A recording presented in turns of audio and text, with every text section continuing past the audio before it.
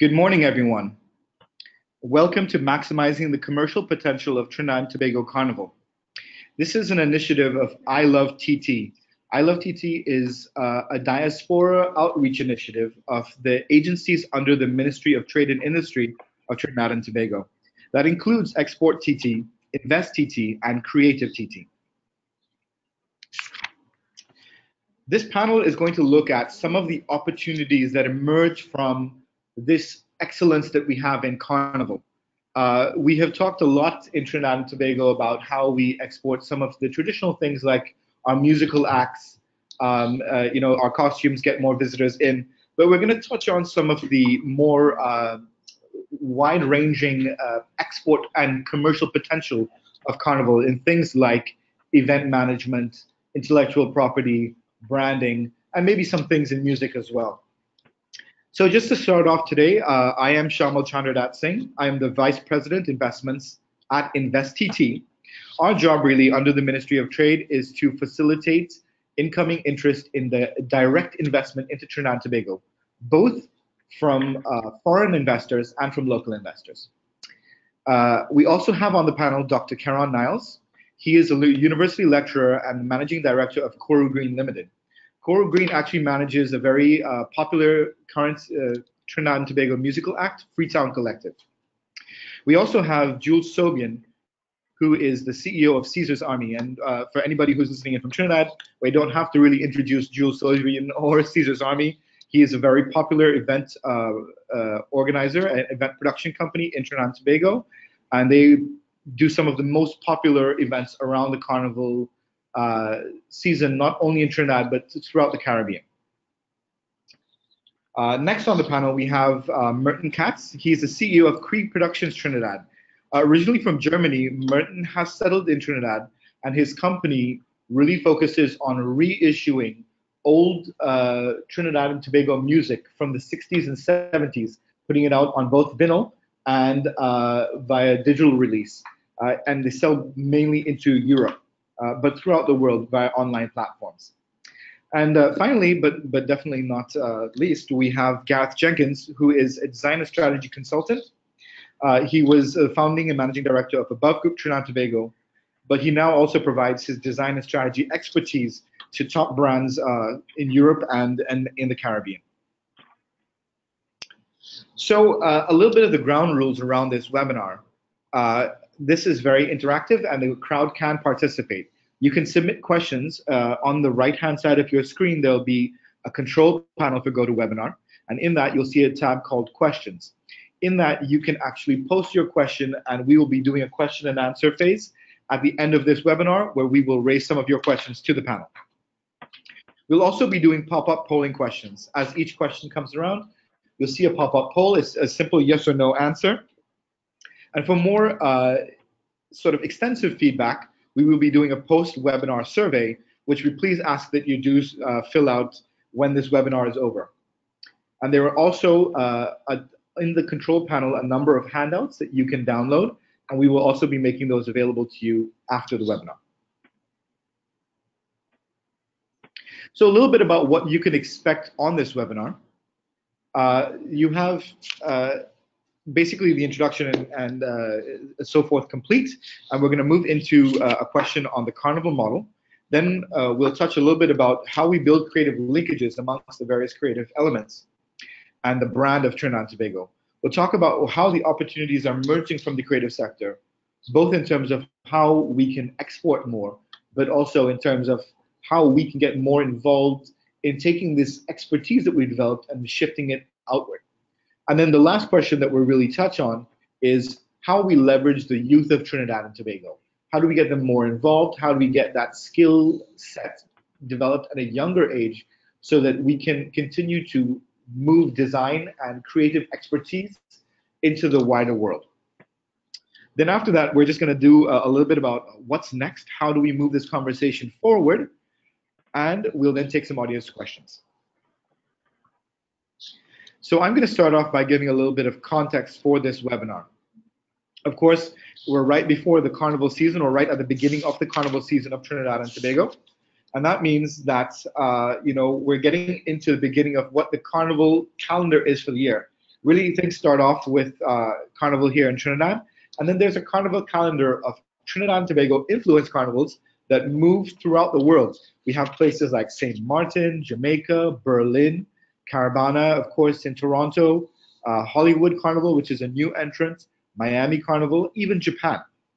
And there is definitely one in South Africa as well, Bella Bella, that has a significant influence from Trinidad. So really, the roots and the various branches of Trinidad and Tobago Carnival have reached out to a much wider audience through our diaspora, who have moved that experience to new audiences. In terms of international arrivals for Trinidad and Tobago Carnival, we really sort of exist in that 30,000 range of persons that attend Carnival in Trinidad and Tobago. But when you expand the audience of Carnival to the wider carnivals, it becomes a much broader conversation into the hundreds of thousands of people that have a Trinidad-like carnival experience in one of these diaspora carnivals. The main arrivals are from United States and Canada, but we do have a lot of participants from Europe as well. So you'll actually see that the first poll question is up on your screen right now. And feel free to answer yes or no to the poll question. So the first question that we're going to launch into is the Carnival Model. And what we're going to be talking about is essentially how do we get long-term benefits for Trinidad and Tobago out of this Carnival Model? How do we expand how we're looking at the Carnival Model? Is it simply just expanding Carnival and doing Carnival in more places? Or is it taking some of that expertise that we've developed in event management, in costume design, in music, and moving it into a wider festival audience, etc.? So we're really going to start off with Jules Sobian, the CEO of Caesar's Army, and we're going to be posing that question to Jules. So Jules, please feel free to let us know your thoughts on the issue. All right. A pleasant good morning to everyone. There are close to 50 plus carnivals around the world in a given year. As you would have seen, some of them are very much influenced by the Trinidad and Tobago's model. Carnival, in a sense, has evolved, especially based on a decade of being going through carnivals. I have seen carnivals pop up as new carnivals. Carnivals have even been rejuvenated, in a sense, if you even look at Jamaica. So as early as St. Kitts Carnival in early January, to even Miami Carnival in the middle of October, you're finding that there's a number of carnivals that are happening throughout the year. There's even the new sensation, Uber Soca Cruise, which happens in November, which is like a carnival on a cruise, but has become increasingly popular with the US diaspora in particular. I personally visited 10 of these carnivals last year in 2018. And as I said, I visited from the well-known Trinidad and Tobago's Carnival to the rejuvenated Jamaica Carnival, which has become increasingly popular in 2019, to even a new carnival such as Guyana, which would have had its first carnival in 2018 during the month of May.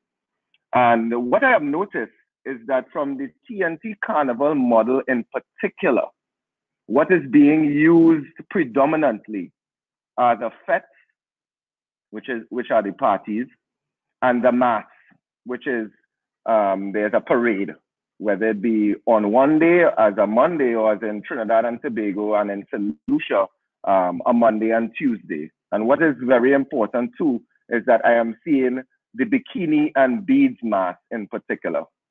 All right. But our TNT Carnival model has so much more that is being underutilized and taken for granted, especially in the light of the economic benefit that it could bring to the citizens of TNT.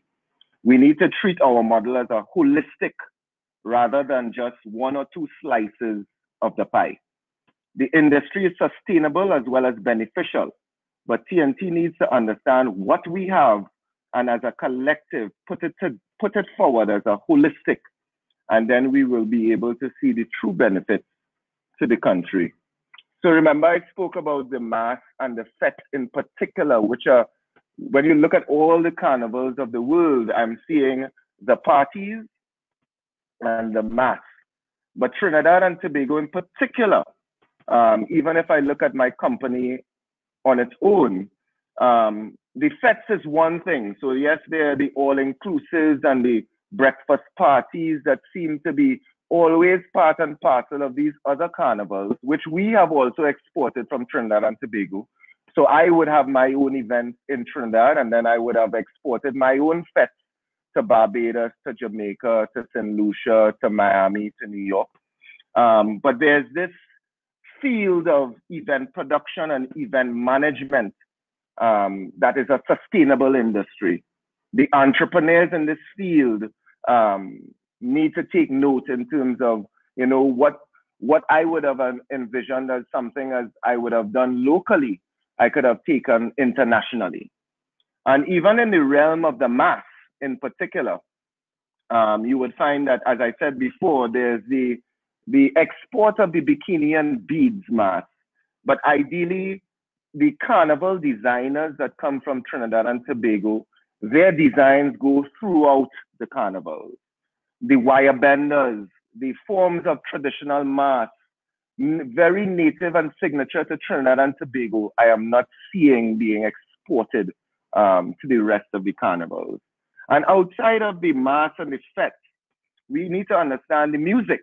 The soca is a holistic, Trinidad and Tobago being almost the capitalist in terms of the year, the soca music that comes from Trinidad and Tobago's carnival spans throughout the year. It actually becomes the foundation for the carnival throughout the year. So there's a particular need to look at the artists, the DJs who have now not only becoming locally branded, they are now internationally branded for exporting soca. Rhythm sections and casa. These entities themselves, even for me as I export the product, have become very necessary for the events themselves. I'm taking rhythm sections abroad to the US, to Europe, even as far as Japan. I am seeing tassa. So ideally, you're seeing the benefits that are coming from the music in itself. And you have to remember that soca is so holistic. So yes, we would have our Trinidad and Tobago form of soca and calypso and so forth. You're seeing new elements of soca being created from St. Lucia, which is the Denery. Dominica has its own form. Even Jamaican artists that are reggae artists are now jumping into the soca platform. So again, the music is also evolving. I'm not seeing the juve, the traditions, the culture, canboulé, stick fighting, the calypso tents, the marche gras, panorama, the moko jumbies, the fire breathers, the blue devils. These are all elements of the carnivals that can be exported. And let's not forget the food. I have been using a lot of the TNT's food in some of the exporting process, the doubles, the bacon shark, the corn soup, the roti. So just in a holistic, I can tell you that the carnival itself has so many segments that outside of just the mass and the fete, we can look to export so much more and bring so much more to TNT and its economic value. But it's necessary for us to understand what we have and what we are able to take to the world. Excellent. So what I'm really hearing here is that outside of the big promoters or the bigger entities in Carnival, there's absolutely opportunities for small and micro enterprises as well, from the cuisine, from the various traditions of Carnival, and making those stories of those known to people and having them experience it. Yes. Even the Tobago cool down, it's taken for granted. Right. I mean, after all that hectic activity, there's a need for the relaxation, the re-energize, the replenishing of the spirit. I mean, we don't utilize the carnival as a whole. and we need to Right. export the entire experience to the world. Excellent. And the rest of the panel, just want to see if you have any views on this question as well.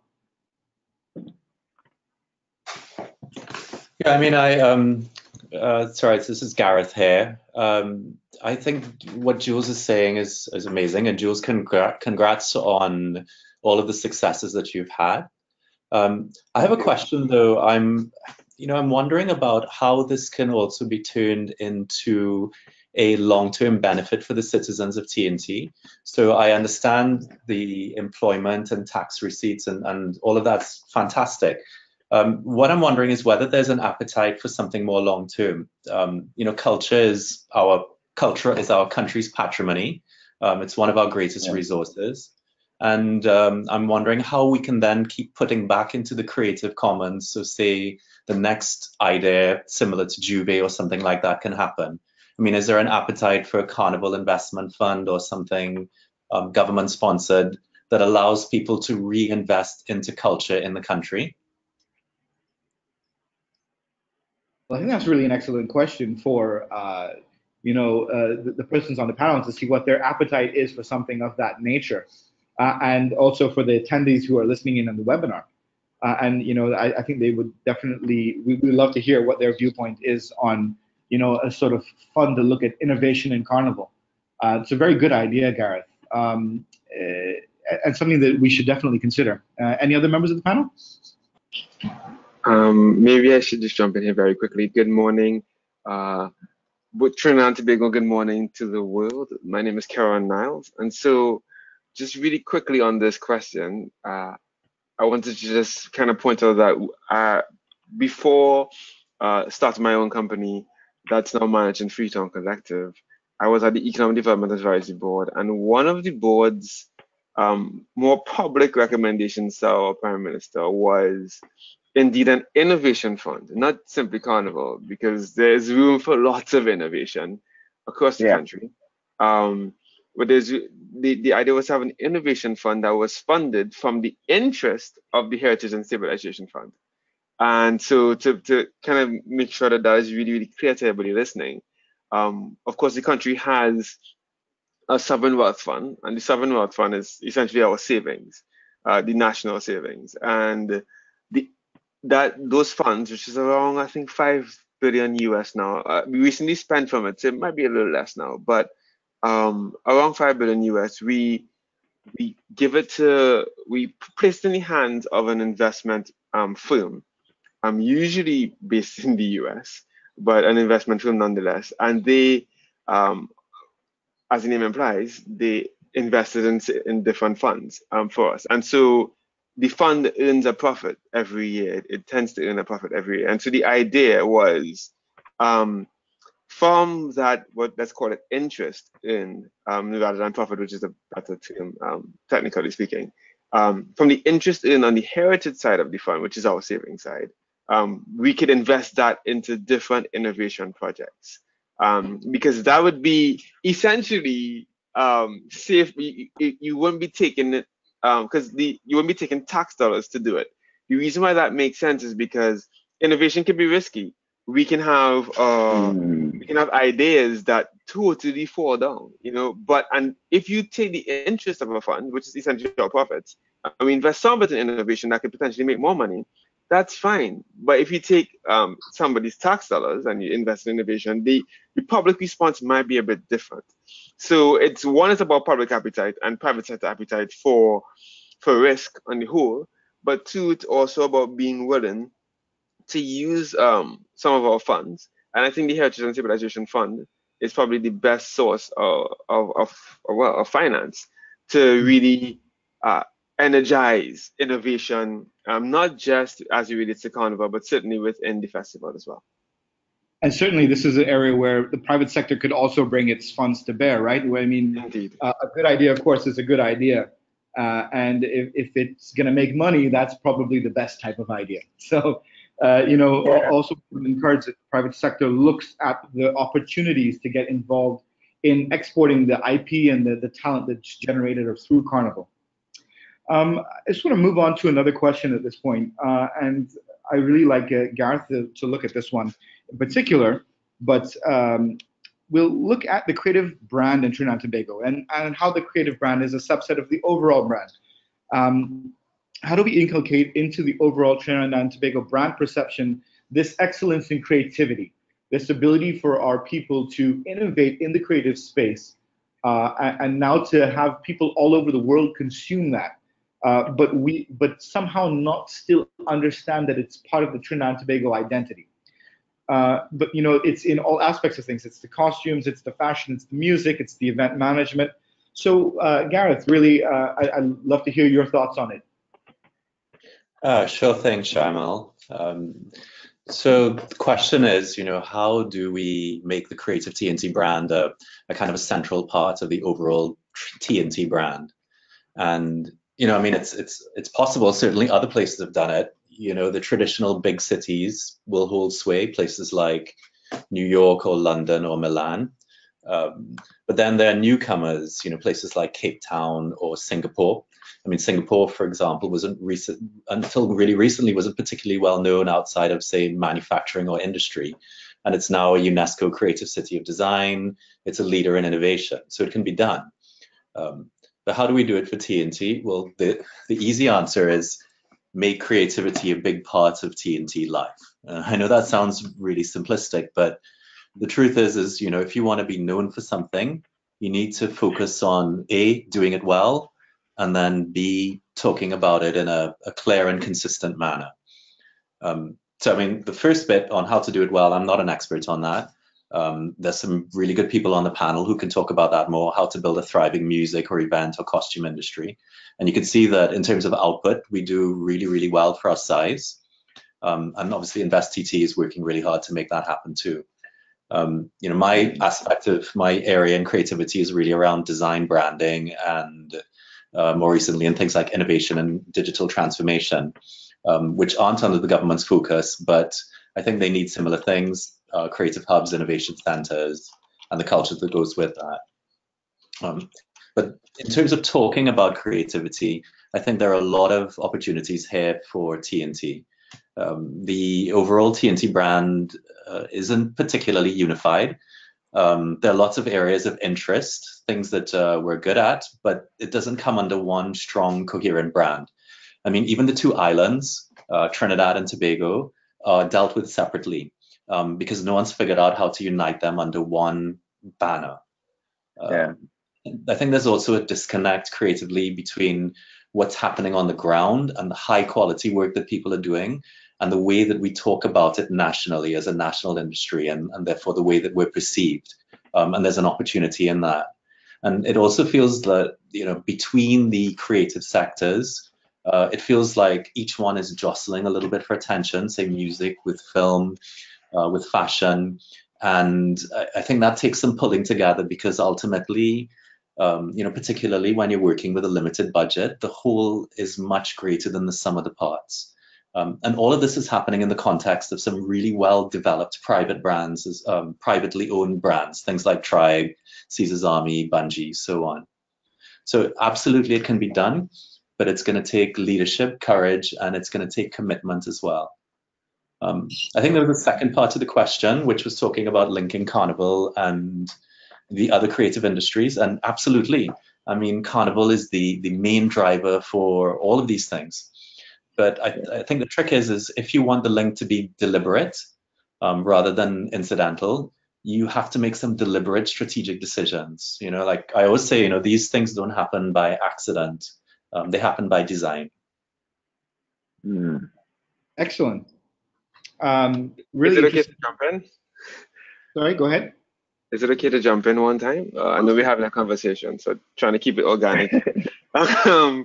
So I just wanted to jump in almost immediately on that point. I think it's a very, very good point that Gareth is making. This is Karen Niles again for our audience. So again, going back to my time working for the government and the board, and I mean, to be for the sake of full disclosure, every month or every 2 months, I believe, I am still responsible for chairing a meeting that brings together every single committee, every single body, every single unit, every single organization that has anything to do with our culture, or our cultural industries. And I started that meeting about 3 years ago or 2 years ago because I realized that there was a lot of disjointed development going on, and that's kind of what Guy was talking about. And part of the reason was that different policy decisions were made to start an agency for film and start an agency for fashion and start an agency for music, and to place more emphasis on those, which in some ways is fine, but the sector doesn't really work in the nice boxes that some of our policies are kind of formulated. It's not like musicians only work with musicians. Like you have Marshall, who is a musician who also has a fashion brand, who is also making film. I had to say to my superiors, I had to say it don't work so. You know, it really doesn't function in that way. You know, the sector is organic. It's naturally collaborative and naturally innovative. As it relates to its development, I think, and this is really where persons listening have an opportunity to really get involved and, to be quite honest, to make money. Um, to use an analogy that I use when speaking to some of my students at the university, if you compare our sector here in Trinidad and Tobago to that of our oil and gas sector, our upstream sector is the raw talent, right? So it's like BP and Shell that simply take the raw thing out of the ground through exploration and production. It's the raw talent of somebody hearing Rihanna singing on a beach and realizing, oh, yes, that's raw talent. That's upstream, and I'll talk about that a bit later today, later in this webinar. But we don't have a shortage of talent in Trinidad and Tobago, right? And that's very, very clear when you actually go to any talent shows, when you go to most schools. It's very, very clear we have no shortage of talent. The next thing is midstream, which used to be Petrotrin, which is a refinery that converts the raw talent into something that people would actually pay for, or the market actually needs and requires. In that regard, that is really missing in Trinidad and Tobago. So that those management services, those marketing services that can really take talent that we have and package it into something that a market in Germany might want. And this, by the way, that's exactly what Merton, who's one of the panelists, that's what he's doing. He's packaging some of our products and he's repackaging it in a way that's attractive to a specific market. That's what we need, and there is, and to be honest, that's also what my company does. It's working with Freetown Collective, a popular band in Trinidad and Tobago, and beginning to package our sound in a way that's attractive to export markets. And so, if you live in one of those export markets today, the UK, Canada, the US, Dubai, it doesn't matter where you are. If you live in any one of those export markets, and you think that you can help to repackage or brand some of our products locally in a way that would be attractive to the market where you live, that's a real opportunity for you, because that's literally how my company survived. That's also what Merton is doing, and many persons actually find that there's a real lack of that. Even in music, which is one of our more popular art forms, we have a lot of booking agents, but in terms of management services, that's not very common. Like persons who understand contracts, who can actually do market research, like that kind of stuff is really, really missing. And to be honest, that's what Singapore has done very, very, very well. Very few people have actually heard about Singapore talent, as in the acts themselves, because when I visited Singapore on behalf of our government and I interviewed the persons at their economic development board responsible for the creative sector, they simply said, we want to be persons who are marketing and managing. So all of the major, Sony, Spotify, all of them are in Singapore, and they simply package all of the art for Southeast Asia. And so that's what they're doing well. And the last part of this package, of course, is the downstream, and I'll end here. Downstream is, in Trinidad and Tobago, we call it NP, National Petroleum, or Unipet, which are simply petrol stations, which is where the thing that comes out of the ground is now in a form that you can purchase it. In music, it's iTunes. Yeah, it's in a form that you can actually pay for it and purchase it and consume it. Because the midstream in Trinidad and Tobago, that management and marketing segment is so weak, very few things actually make it to downstream in a meaningful way. But very few things make it to the market in meaningful ways. But it's very, very possible to get it done. The reason that Calypso Rose has done very well for herself at age 83 it's not because she started singing better all of a sudden. It's because someone came who is Trinidadian and French and understood the French market. Yeah, exactly, Jean-Michel, and understood the French market very well, and took that product, repackaged it for France and Europe, and now she's booked up for the rest of the year. I'm just saying, that if you're on this call and you're listening, there is a real opportunity for you if you have those skills and you're able to repackage what you see in Trinidad and Tobago for your market. I'll end there. Thanks. Yeah. Great. Thanks so much, Karen. Go ahead, Jules. No, I was just saying, I was just fortifying what you said, and basically, we need to build the creative sector. There are a lot of entrepreneurs, and especially in my industry, whether it be the DJs, the artists, even as the simple rhythm section, they need to understand their purpose. They need to have there needs to be a fulfillment of business acumen, understanding how it is to create a business, the business 101 element, I would say. And then there's the element of building the brand, because as you would have seen with Rose, Rose within the last 3 years, 4 years, was repackaged and was made even stronger, in terms of her brand. And I think that within the industry itself, and which I have been starting to do with entities within the industry, is to give them that business 101 if they have not registered their business, if they have not been able to, send out invoices and, have resources to deal with certain elements of the business so that they can focus on their craft. And then the second step is to build the brand, because I went into event production initially, and then was able to go into costuming and having my own band, my own carnival band. And then I went from having a carnival band. Yeah, it's like I went from events into carnival bands, and then I went into fashion in a sense, because merchandising became a business. Monday wear designs became a business. And then I also started to dabble into the music, and I became an executive producer just based on the fact of, music is a part of the event. How can I do more when it comes to the event? So for me, there's a link between Carnival and its derivatives. It's just that the brand building and the understanding of building our entrepreneurs needs to be highlighted right at this point in time. Yeah. Okay. Great. So I mean, I think really what we're saying is like, and I like Dr. Niles' his analogy that basically a lot of opportunity exists in the downstream.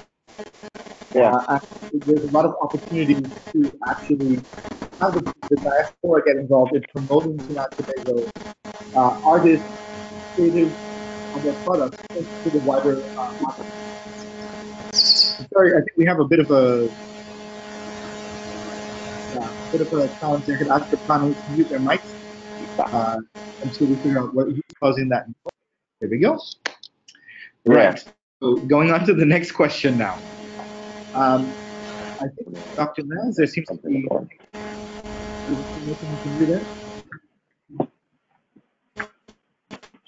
So, I think this is an excellent time to segue into the next question, and we'll ask Merton to lead off on this question. Essentially, what we're looking at is how do we create opportunity for our citizens to export more instead of the non-traditional firms like event management, costume design, and music. And of course, Merton, because the fact that your business is built on export, that's very helpful.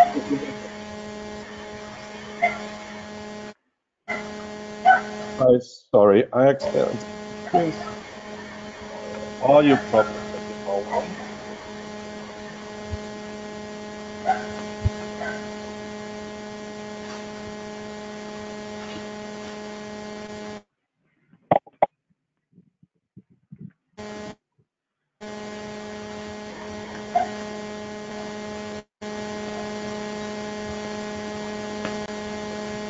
Where's that feedback coming from?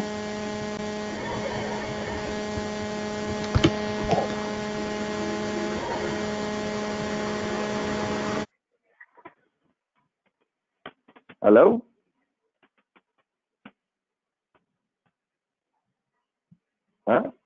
Hello? Yes, I'm Okay. here. Can you hear me now? Yeah, I'm hearing. Okay, sorry. Merton, are you there? Yes, I'm sorry. I'm actually, hopefully you can hear me now. Yes, thank you, Karen, especially to breaking down, yeah, let's say a core problem or about the describing the problem on the oil industry in Trinidad. Let me maybe describe a bit what I do or what a reissue label does. Basically, we look at a certain market and see in the music business, okay, there's a certain demand for music that has been lost, forgotten because it didn't get the support at the time, or basically, yeah, nobody cared about it anymore. And there's a market around the world where people are looking for, especially music from Africa, the Caribbean, and its diasporas. And so this is what I'm doing in Trinidad. I'm doing research on artists and music, then license the music, write down the information about the music and the artist, put it in a nice package, and then distribute it vinyl records or digital in the world. And so I think one important point we have to see when it comes to the marketing of or the export of Carnival into other countries is the quality and the let me describe it on my. I cannot hear myself. Can you hear me? We can hear you fine. Yeah, I we have have no problem. some feedback. You can hear me. Okay. So so the process of re-releasing music, looking at basically I look for an old record, I look up the artist, and what is very important doing this is to find a legal base to re-release music. And when we talk about creativity and exporting creativity, there's always intellectual property involved. And I think it's a good thing to compare that there's very often I talk to artists here, especially older artists, who have no idea about what the legal situation is. And for example, recently I was in a government institution here and heard some Calypsonians talking about, oh, there's something like Isrc codes they had never heard before. An Isrc code is basically the code for a piece of music that makes it identifiable all across the world. So basically, if a song by Les and Paul is played on the UK radio on a show by Giles Peterson, they will report it to their royalty agency, and then the money for the play of this song should go to Trinidad in an ideal world. So I think it's very important to talk about the intellectual side of content that is being created. Another thing that is really important, I think, is that we have to make sure that we don't just import an empty shell in terms of a fet or a costume, but understandable content that leads into an experience that the consumer outside of Trinidad and Tobago can understand. So this is one important thing that needs to be more involved in the whole process, I guess. Right. So, so if I'm getting you right, it's about understanding the context of what we're exporting Exactly. and the process of that. So Yeah. there's a nature to each one of these things that we'd like to export, understanding how that works in the overall industry, and then understanding or being able to actually export the context of it as well. Yes, and not just an empty shell, because you cannot export something like Juve Morning as a party. You have to export it as the idea of freedom. And I think that is very important, that you get a sustainable product out of Carnival that can be experienced by other people who don't have the original experience. Right. Jules, thoughts? I just I think it's what was very unique for me is that remember I was trying to identify elements of TNT's Carnival model, and I would have said that the stage, I don't know if I said it, but I had meant to say it. The stage is an iconic symbol of TNT's Carnival, and what and as an example, I thought it was so iconic that I could have tried to utilize it in my events abroad. Building a stage is very expensive, especially in territories that are not accustomed to it. But I tried it in particular, let's say for Barbados and for Jamaica. So I took the iconic symbol of the TNT stage and the symbol of freedom to my as an export. And what was so funny for me in terms of just this one highlighted example is that the other territories who have their own versions of Carnival, Jamaica, as I said, has been rejuvenated, Barbados, which has crop over, the persons who experienced the stage thought it was so amazing. It was like they never heard of it. It never happened in the territory. So Jamaica would have their own version of a stage which has no semblance to the TNT stage. But the participants found it so iconic that, wow, I have never experienced crossing a stage. So for me, that was me trying something outside of the box to export something that I believe was true to Trinidad and Tobago, and it caught on. So for me, I would like to continue in that same vein of finding the right elements that I can utilize in my exporting of the TNT culture.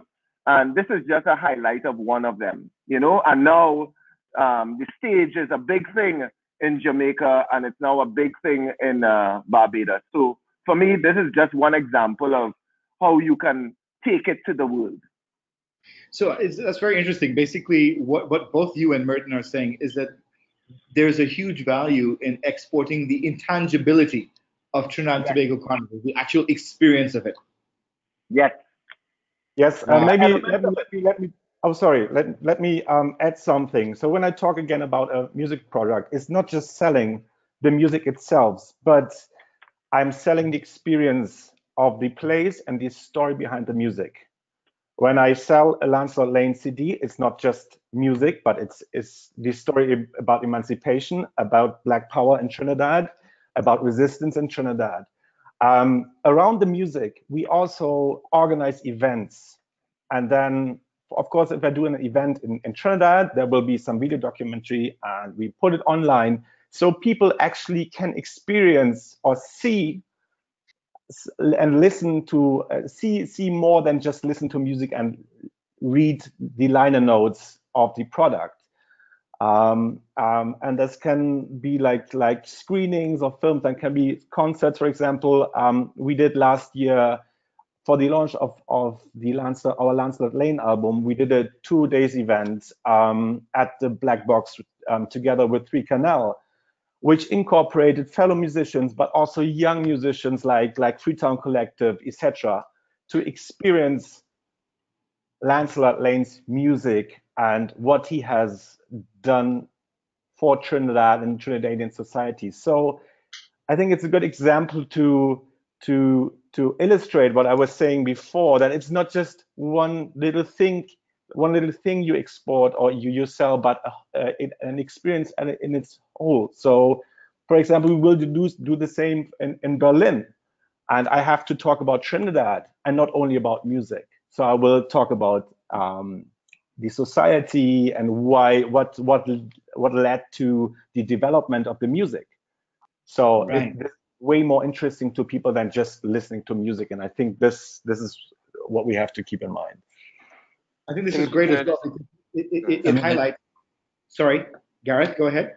No, I was just going to say. I mean, what Merton's saying. I mean, it's also about just authenticity, which I think is it's great for marketing, but it's also the deeper meaning of our culture and our history, and it's that story which makes us so good at what we do. So I think it's great to be exporting aspects of culture, but perhaps another big part of this is to encourage people to come to TT and to learn from the source, learn and nourish from the source itself, so that these things are allowed to continue and grow. Right. Yeah. So it's also important to understand that Trinidad and Tobago is the home or the mecca of this experience. It's very important to build this brand. Absolutely. Yeah. And of course, it's very important to make sure that the information and the substance is communicated. Right. So even with in respect to what I was saying before, allowing persons to understand that yes, you are exporting something, but the mecca remains, and try to understand the story behind the mecca. Right. And I think this is a really good time to segue into our really final question. If Trinidad and Tobago is the mecca of Carnival, how do we continue that tradition? How do we involve the youth? How do we ensure that these skills, like event management, like design, like putting together design collectives to export the talent in design, are really inculcated? And Dr. Niles, as not only the manager of Freetown Collective, not only a lecturer, not only formerly of the Economic Development Board, but also a youth counselor, I thought it'd be great if you would lead off on this question in terms of how do we involve the youth at a greater level, and how do we bolster their skills? That's a really great question. So I really feel that, so I'm really passionate about youth work. I've been doing it for the last 21 years now, and I really believe that as it relates to the creative sector, we already have mechanisms in place in our schools to capture new talent and to kind of expose them to different stages and to different environments. The real weakness, I think, of our model relates to persons outside of schools. So like if you're outside of a school and you have a lot of talent, you can kind of get lost in terms of, because there's a lot of things going on, right? You can kind of fall through the cracks. And so I think that there has to be this kind of coherent approach towards developing the sector as a whole and encouraging youth to get involved. And the other thing is this, right? I think because of what I said earlier about how our management and marketing branches of the creative sector are really weak and underdeveloped, because of that, we need to encourage everyone to get involved in the creative sector, whether you're a graphic designer, an accountant, doing management studies. We need to encourage you to get involved because they involve many of the youth that I work with. They love the parties, but they can't, and they love the music, but many of them can't actually see the link between what they're studying and what they're doing in their lives to the actual art form. So you have two gaps. You have the young persons who are actually producing the art, which we need to encourage them, and we need to have structures in place to get them exposed. But you also have persons who are studying accounting, as I said, or persons who are studying economics, that we need to actually say to them, listen, guys, there is a massive gap here in terms of national capacity. Why don't you try to sell music instead of just selling imported goods? And I think it's really encouraging youth to use their skills and talents and applying them to these things that are around them. One really great example is, when I saw a bar of Ecuadorian chocolate, and I bought it, and I picked it up, and there was this amazing story on the chocolate bar about the hills and mountains of Ecuador, and the unique weather of Ecuador, and the people of Ecuador, and how it all culminated in this one chocolate bar that you're now holding. And I thought about that. That's exactly what you need, and that's exactly what Merton was just talking about. It's about telling the story of the country. But who does that? It's the same midstream thing that I was talking about before. It's the same that refinery processor that takes the talent and packages it for the marketplace. So it's a young person that's able to say, actually, the Blue Devil they come from this village, and this is the kind of paint that they use, and telling a story about the goods that we produce. So even for for Freetown Collective, we've had to retell our story because Freetown was the name of a settlement that was given to freed slaves in East Port of Spain. And so the name of the band is Freetown because there was a place in Trinidad and Tobago now called Belmont that was named Freetown, and it was a place for persons of African descent that were now free. And because the reason they were free is because the British abolished the slave trade. And so when they intercepted ships that were trading in slaves, they would send those freed persons to Freetown. And we are beginning to tell that story and relate that freedom, and relate that sense of emancipation to our music. Now, this is not rocket science necessarily, and that's why I said that there's a real opportunity, and I think you have proof of concept even in this panel. Mertens is doing exactly what I'm talking about, and Jules is doing exactly what I'm talking about. They're telling our stories overseas and they're packaging it, and they're bringing young people in, and that's what we need to do, because young persons may not see these opportunities until we actually say, what about what you're already doing, and whether or not they're in the school system or not, what can you do so far, and how can you relate that to the development of the country as a whole? And many times when I show young people, young persons, these opportunities, it blows their minds, because for some reason, they're not being shown these opportunities before, and that's what we need to do in Trinidad and Tobago to move the agenda forward. Absolutely. Wonderful. Okay, I mean, there's just one more thing I wanted to say before somebody else jumps in. I think there's one more thing. I think one of the things that talk about developing products for young persons. We have a DJ in our band, right? He's the sixth member of the band, and he actually, of course, is a musician for us, right? But what that allowed us to do was actually to reach young persons in a different way and bring young persons on board. So Trinidad and Tobago loves to party. We have lots of parties. We have Carnival. So what we've been able to do is actually craft Freetown Collective events in such a way that we now have a Freetown Collective concert, but then we have a Freetown Collective after party in which the DJ just goes ahead and really gets young persons kind of really fired up.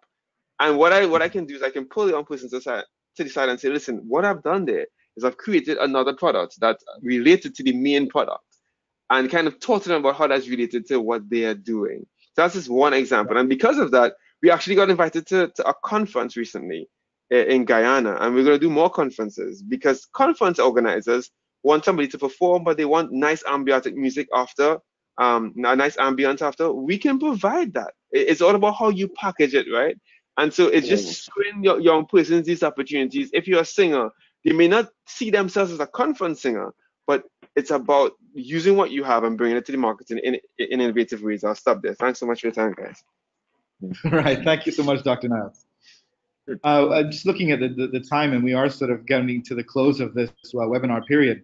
So I'm really going to move on to audience questions, because we do have a few that I'd like to address before we close off.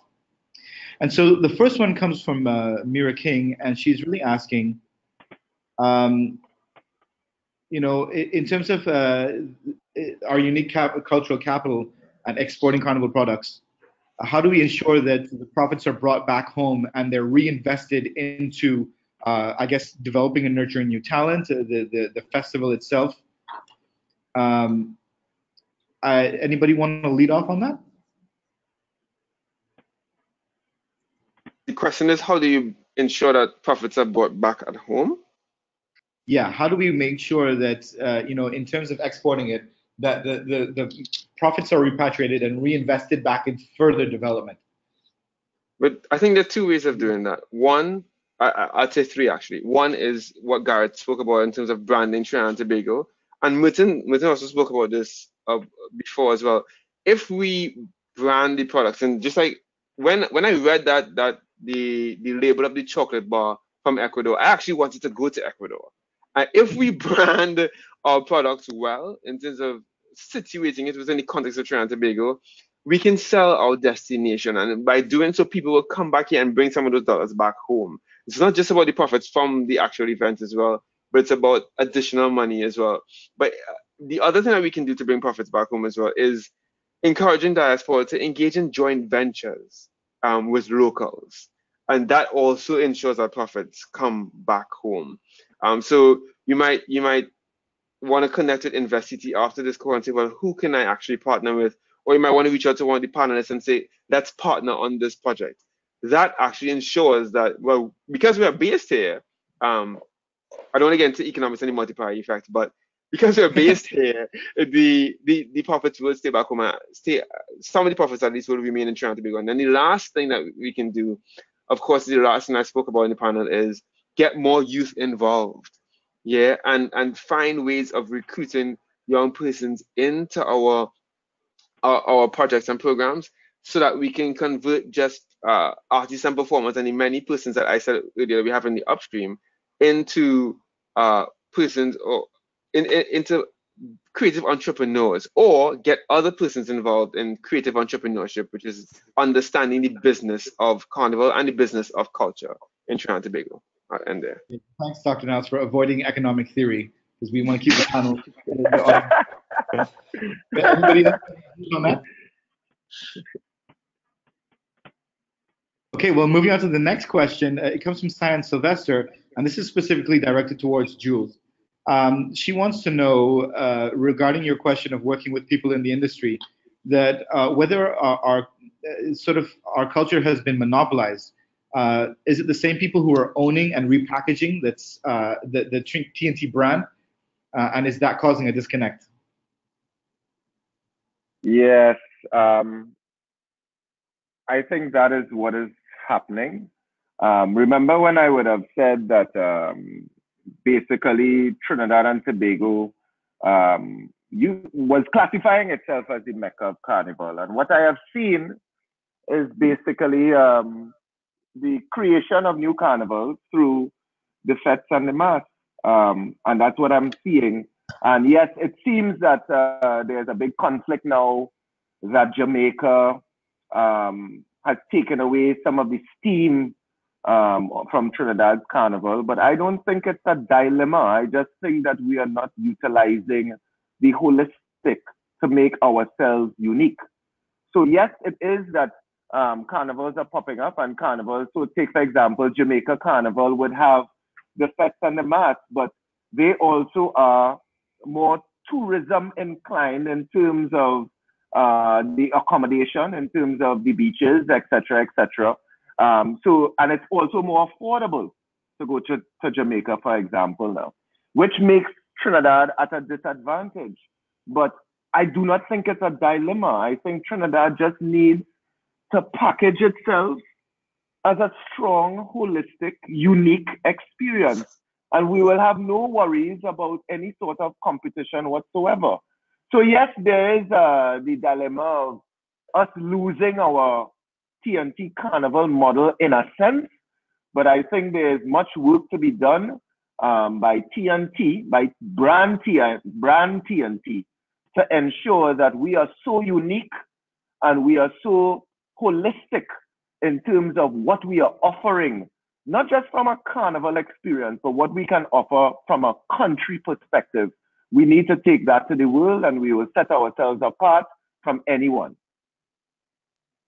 Yeah, I mean, just jumping in here, I perfectly put, Jules. I don't think our problem is a product problem. I think our problem is a communication problem and a branding problem. And it's not hard to do, but it requires determination and strategy, and it requires a long-term approach. So it can definitely be done, but it's going to take a little bit of effort from the people up top. Right. We have another question coming in from Adrena Eiffel. She wants to know if there's a gateway or a conference that connects diaspora and local business in a way that it needs to be connected, as Dr. Niles and Jules were mentioning. Maybe it's a business opportunity. I mean, I guess I can answer this question and say there is no conference at the moment that connects diaspora with local business opportunities, but it's definitely an opportunity. And I'm sure InvesTT could do it, but it may be a private sector investment opportunity that can actually be profit generating as well. That said, though, Shaimal, there is CariFesta in August. Oh yes, of course. And that's when the entire region is going to come together for lots of different cultural events. And one of the things that will happen are symposia. And I'm actually on the symposium committee for CariFesta, which is where we'll be actually taking this conversation a bit further. It's going to be academia and practitioners presenting papers on issues like this. But in addition to the academic side, there's also going to be a grand market where persons are going to be involved in the more business side. And in addition to that, the symposia we're going to host master classes and workshops. One of those is going to be on business. And I think one of the things that we can try to do together with InvesTT is really this idea of having this kind of marketplace conference where we take this conversation further if persons are interested. Yeah. Wonderful. And really sort of we're running out of time now, but just to answer one question at the end, is there any places online to find information about partnering with business in TNT? And yes, Michael Smith, the answer of course would be InvesTT. We would be the persons to contact, and we are going to put up our contact information for you to be able to get in contact with us. As we're coming down to the end of it here, and we're talking about what's next, I'd like to just highlight that if you like this discussion today and you do want to find out more about what's going on in the business of Carnival, the attorney Carla Paris has a wonderful series of sort of webisodes on something called the business of Carnival. So if you type the business of Carnival into Google, Carla Paris's web series will come up, and she explores a lot of the further aspects of how Carnival is actually a business. So I do encourage you to go look at Carla's webinar series. As we're closing off here, guys, starting with Jules and then Gareth, then Merton, and then Caron, just like you to say a final closing word on this panel. I would just like to say thank you. And basically, I would like, in the long-term sense of the thinking, that we can progress holistically. I think that there are so many opportunities. I mean, where I came from in terms of secondary school and learning about business administration and English literature, I never thought of myself being where I am at this point in time in terms of event production. And, you know, being from a local standpoint, I was amazed at that. When it was that I evolved into a regional standpoint, I was amazed at that. And in a sense, when I became international, I was amazed at that. And I'm still progressing now. So for me, the country, the brand, the TNT, I would like them holistically to think like that. There's so much more that we can do than what we are doing now. And, you know, with great minds such as on the panel here and those who are listening, I think we have a great path that is ahead of us in terms of, you know, creating that progress that is necessary for the country. Great. Gareth? I mean, I feel very much the same. You know, I'm very optimistic about the possibilities and the prospects for Trinidad and Tobago. It's a very, very fortunate country which punches way, way, way above its weight. We have some amazing people there, and I think it's just a matter of time and of listening to the right people, because there's no shortage of talent and ideas. We just need to get their voices heard. So yeah, and thanks very much for having me. I've really enjoyed the conversation, and look forward to follow-up conversations down the line. We've enjoyed having you, and Merton. Yes, maybe I would like to sum up or to add something is like that. I believe something that could be done a bit or pushed more is the awareness of the value of local culture in Trinidad and generally. To help people to believe in that they can actually work with it, and also like build a business foundation on it or whatever it might be. I think that is something that could be done a bit more in this country from my point of view. Yeah, that's really the last thing I wanted to say. And yeah, thanks for having me. And yeah, I really enjoyed the conversation. Thank you. Wonderful. And Caron? Good morning, everyone. One last time. Trinidad and Tobago as a country is pregnant with potential. That's not surprising to anyone. Having invented one of the few fully called out instruments in the world in the last century, in the steel pan, we know what we're capable of. But we also know what happens when we don't take full advantage of those opportunities. And when steel pan exports are now really thriving in the US, but not in Trinidad. We know what it's like to have opportunities fall by the wayside. Let this not be one of those times.